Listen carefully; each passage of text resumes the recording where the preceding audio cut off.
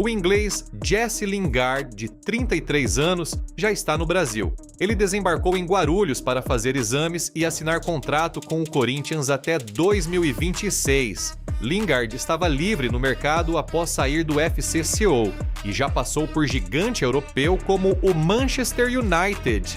Na chegada, perguntaram se ele estava feliz. Resposta: claro, claro, e ainda mandou um "Vai, Corinthians!". Na noite dessa segunda-feira, o Corinthians estava fazendo ações na Neoquímica Arena para a apresentação de Jesse Lingard. No telão, exibiu a frase "Welcome to the Favela" com a foto do atleta. Jesse Lingard também marcou presença com o uniforme do Corinthians. Próximo de ser anunciado pelo clube, Lingard deve vestir a camisa número 77. Segue o perfil para ajudar no crescimento e deixa o like.